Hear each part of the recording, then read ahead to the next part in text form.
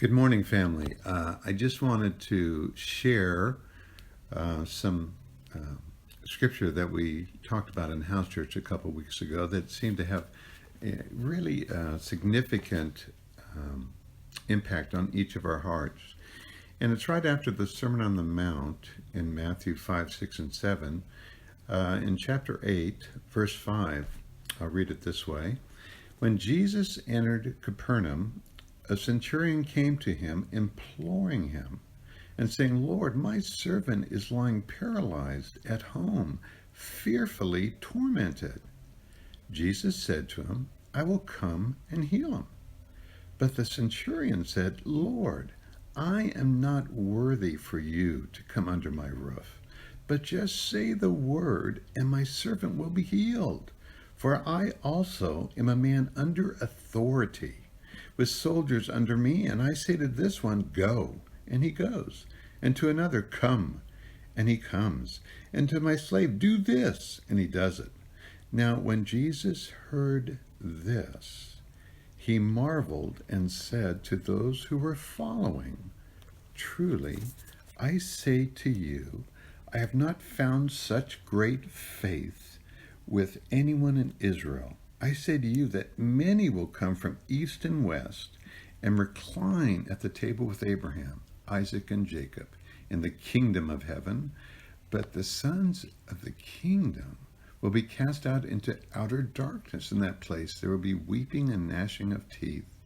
Jesus said to the centurion, go, it shall be done for you as you have believed.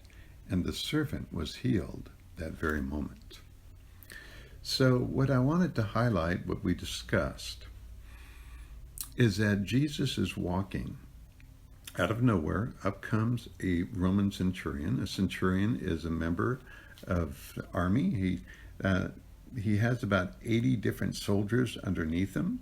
The Romans are the oppressors of the Israelites. They've inhabited the land of Israel, and they're ruling it. And they're doing it with lots of taxes, lots of oppression. And so the Roman is a Gentile. And he comes to Jesus. And he says, my servant is lying paralyzed at home, fearfully tormented. And then Jesus says, I will come and heal him. So what's interesting is this is not a Jew asking Jesus to heal someone. This is a Roman centurion in the army who's asking Jesus to heal his servant, not his daughter, not his wife, no family member, his servant. He's made the trip to Jesus and says, my servant needs your help. And then when Jesus says he will come and heal him, the centurion says, Lord, I am not worthy for you to come under my roof. Just say the word, and my servant will be healed. And then he explains about authority. And when he explained about authority, Jesus says, Jesus heard this, he marveled and said to those who were following, truly I say to you, I have not found such great faith with anyone in Israel. And then he goes on. So here's the thing. The Roman centurion understood authority. And he gave examples of the authority that he had. He ruled his contingent of soldiers and everyone around him. And he recognized, this is the key, he got the authority of Jesus. Jesus had power and authority of a domain that he had none. And he recognized that this authority didn't require Jesus to be in the same place where he needed to address it. He understood the power of authority. So when the centurion spoke, wherever he spoke, people had to carry it out to the furthest areas of his jurisdiction. And when Jesus spoke, he has jurisdiction over the living and the dead, over sickness and over health. Jesus has that kind of authority. And that is what the centurion called. And he says, you don't even need to come to my house. In fact, he didn't say this, I'm a Gentile. I'm not even worthy of what you are doing and who you are to come to me. So I want to say this, that and how do we apply this to our own lives? Well, we have made Jesus too small.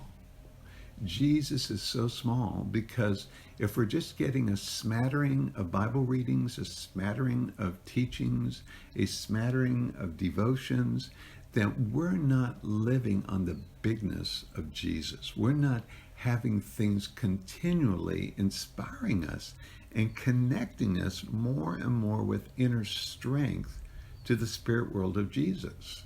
We are still getting the voices of culture, the voices of the world, diminishing the greatness of God and the goodness of Jesus and the power and authority of Jesus. So, what the centurion got was who Jesus is. And each member, each believer in the church and those coming into the church have to capture who this Jesus is. Jesus rules and reigns over sickness and health, over the living and the dead. And Jesus is good.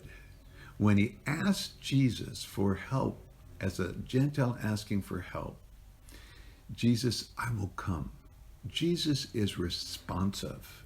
Jesus is compassionate. Jesus will come to rescue. Jesus will come to heal. Jesus will save the day. And that's exactly what the Roman centurion understood. That not only was Jesus full of authority, he was good if he's going around healing people.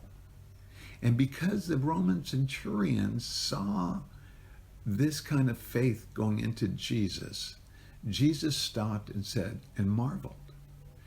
And inwardly, he could be saying, this guy gets me.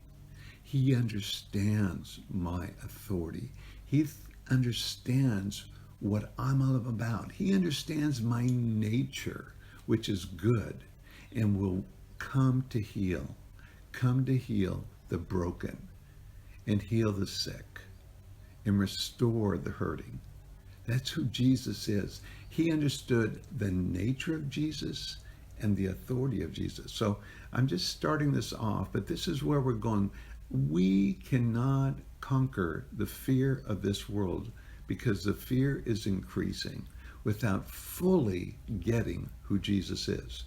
Understanding that Jesus is not just compassionate, he's more than willing to step in and rescue and heal and save.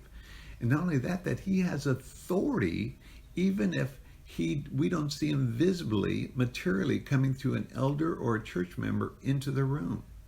So he understood who Jesus is. He understood the nature of Jesus, and that's why he went to him. And that's what Jesus saw when he marveled at his faith. This guy knows my power. This guy knows my nature.